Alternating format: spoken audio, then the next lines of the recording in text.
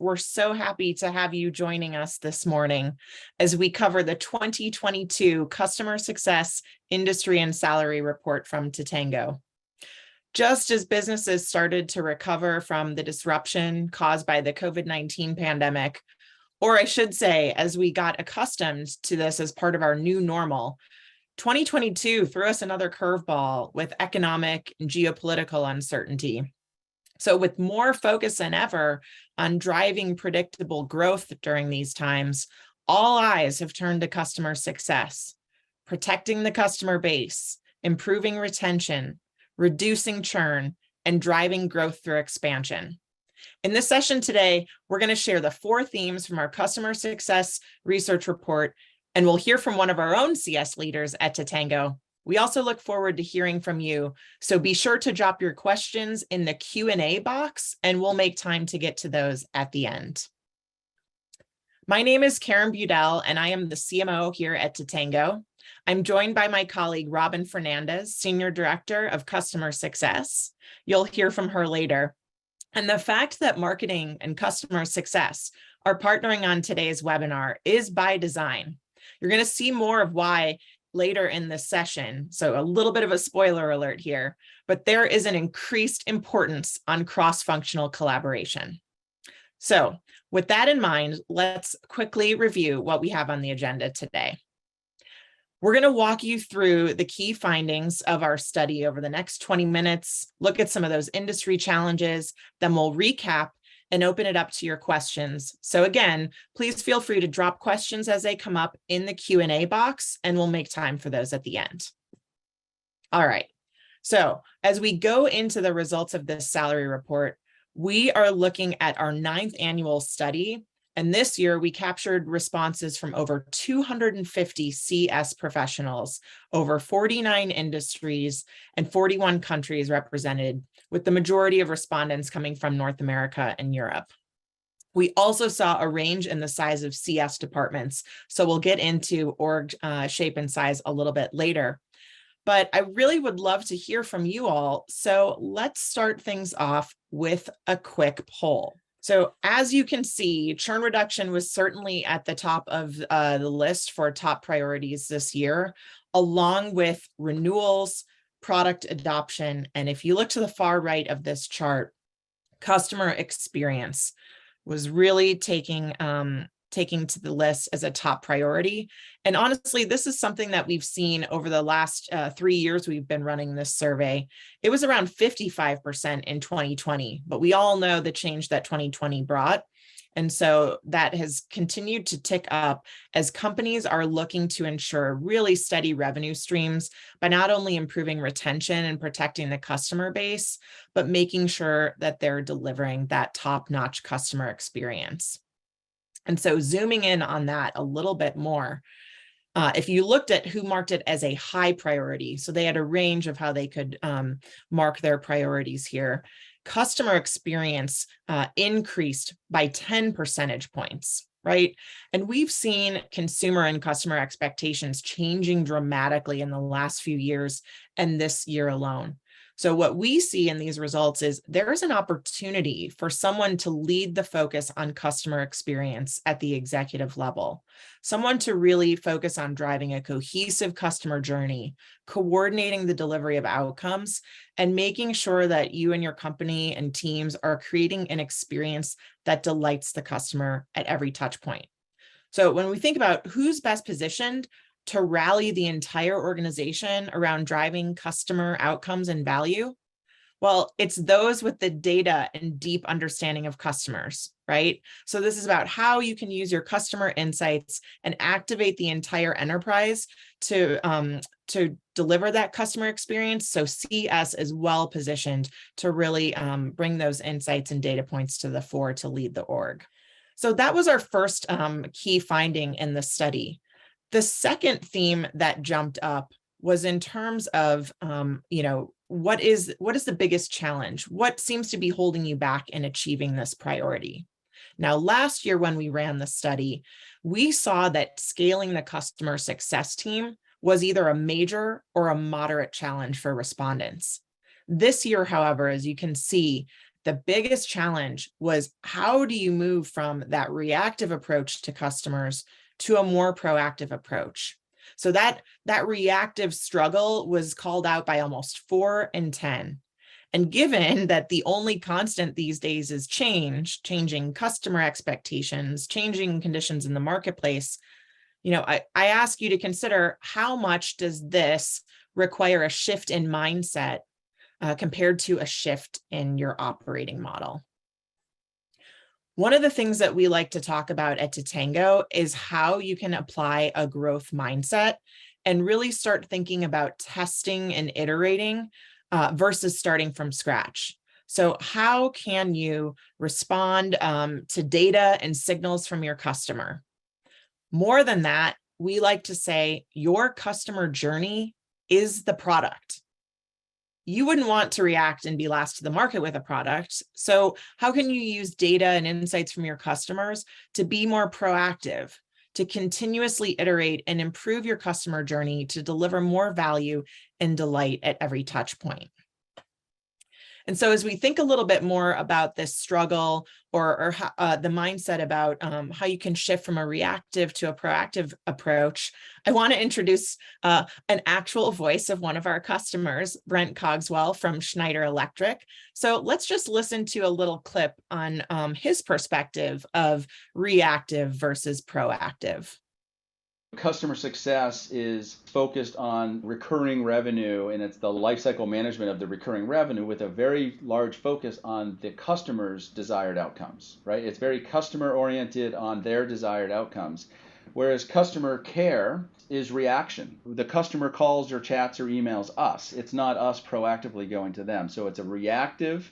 It's more about solving problems after they happened. Whereas on the flip side with customer success, it's being proactive, using data to avoid problems, right?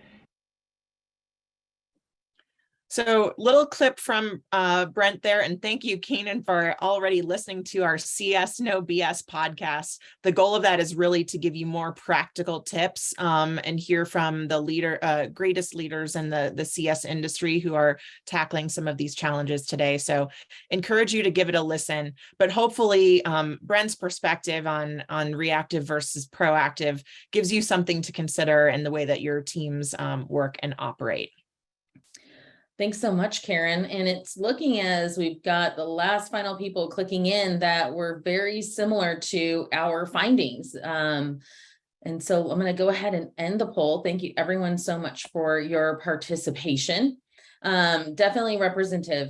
What we're seeing right now is the majority of the teams on the call today are between 0 and 5. So we've got some younger teams, then moving into that 6 to 10. So we can see some teams are starting to grow and scale. Customer success has really transformed in the past 3 years from a niche department into mission critical business function, indicating that customer success is a key driver for value in organizations. With recurring revenue models, as Brent mentioned, becoming the norm, it's crucial that companies keep customers. And in a time with many businesses cutting costs, keeping your customers happy and engaged is the only effective way to ensure that adoption and growth. And the growing size and maturity of customer success departments show that many businesses are recognizing the importance of the function and protecting that revenue and driving growth in the uncertain times. And so we look at the poll and what our surveys told us. For instance, the number of companies with customer success teams older than 5 years reached 20% this year. So getting some maturity, up from 17% in 2021. However, the increasing age of CS teams doesn't necessarily translate into larger CS team sizes. So as we move into the next slide, this year, we've seen the number of teams comprised of up to 5 people. Sorry, I was really growing those teams. Last year, we've seen the number of teams comprised of up to 5 people grow to 29%, an increase of almost 10% from last year. And in contrast, the number of large teams has either remained the same or decreased, right?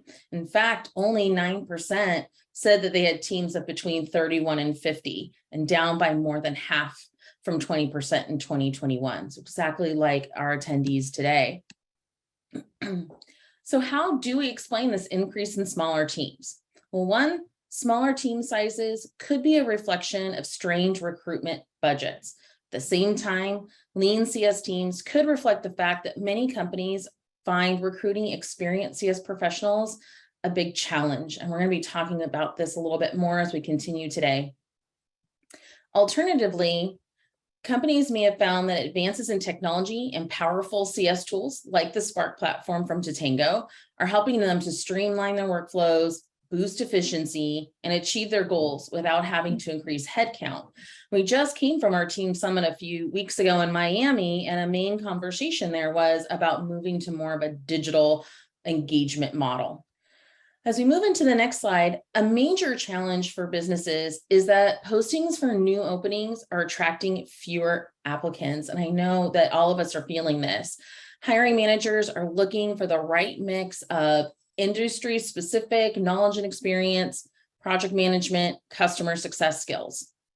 The unicorn, right? CS terminology, and even to some extent, our job descriptions have not settled into maturity. And the industry does not have a single standard, which also poses a challenge when posting and searching for roles. And as you're reviewing candidates and interviewing, hire for one and train for the other, right? Decide what are your 3 to 4 non-negotiable qualifications for your role, hire for that, and train for the rest. On the next slide, we'll start looking at our next key finding. And as we've seen in previous years, CS teams are becoming more embedded in organizational structures and collaborate with almost all departments. Hence, me being here with Karen today, right? And last year, we did see a jump in CS and marketing teams partnering together, and that's still going strong. Some insights into the amount of time CS teams are spending with different departments include 11% spent the majority of their working days with operations, which is down from last year. And 40% of CS teams spent up to a quarter of their working day with product management, which is an 8% of increase from last year, and a very welcome increase. I know that that's one of the things that my team enjoys, being able to work more cross-functionally with that product management group. And while we have observed changes in collaboration between CS teams and other business units, it's worth noting that these changes are not seismic. As we move to the next slide, overall, the amount of time that CS teams spend with other departments has decreased slightly from last year. And there has been a small shift from CS teams spending most of their time with sales and marketing to collaborating more broadly. Even this small change reveals that CS teams are maturing as they start to engage other aspects of the business and that they support to achieve their goals. And as we wrap up our key findings, I'd like to leave you with a quote from Jay Nathan at our team summit a few weeks ago. And he was very adamant. We said this, write this down. So I'd love for you guys to walk away with this as well. Customer success is part of the go-to-market function, full stop. CS is here. We have a voice. And we are an integral part of the company. So let's turn to our future challenges. As we turn to future challenges, we see that recruiting will be one, as we discussed just a few slides ago. A respondent noted that a customer success manager position attracted over 70 applicants, yet only 15 were qualified. Once we have narrowed down the field, offering a competitive salary becomes somewhat of a challenge. CS teams are competing for the same talent as other departments. Therefore, the compensation comparison is not only with the customer success industry, but also with jobs offering similar customer-facing roles.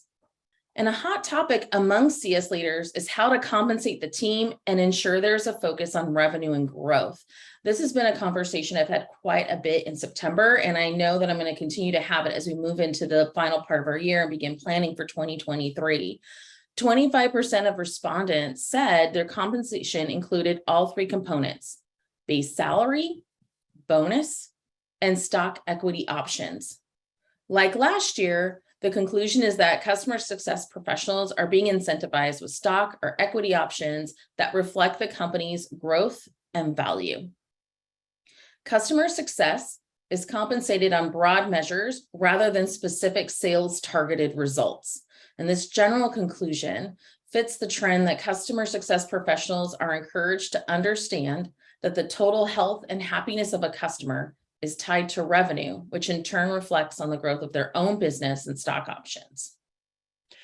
We are really seeing that shift to the hybrid model increasing, and only 8% of respondents said that they're working fully in office. So, similar to what we're seeing here with one or very few of you choosing that option these days, is companies are figuring out how to adapt to this more flexible model that many of us need given personal and professional obligations.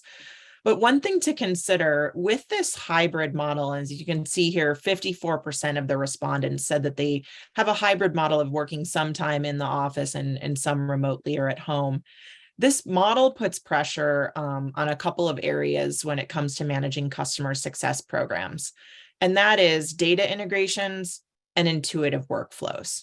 Right? Because when you're working in a dispersed team or a geographically dispersed team, as many of us are working across numerous time zones, sometimes with, 6 to 8 hour gaps between the teams, you need to be able to rely on integrated data, meaning that for every member that taps into your systems or your tools, what I see is what you see, is what Robyn sees. So it's really important to have that data integration across your systems for that consistency.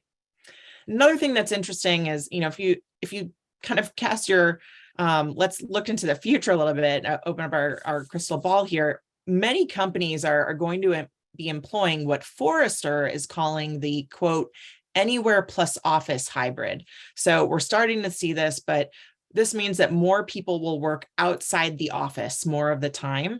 And while there isn't that clear definitive endpoint to the pandemic yet, the number of employees working remotely is going to eventually begin to dwindle. Forrester says they see that settling in at about 300% of pre-pandemic levels at the minimum. So I think it's really an interesting question that many of us will be wanting to see the results of as they shift over time. But again, if you think about the relationships that are needed to be built in the customer success industry, the relationships you need to build not only with your teammates, but your customers, this hybrid or fully remote model really puts some more challenges out there for us to get crisp with our workflows, or those intuitive workflows and clear modes of communication. So another thing that we are seeing related to this is, what are the tools that teams are using to manage their customer success programs or have that great insight into customer health? We are seeing that many companies are using multiple tools. In fact, 92% of respondents this year said they use numerous tools. And we know that can create complexity. It can introduce process bottlenecks.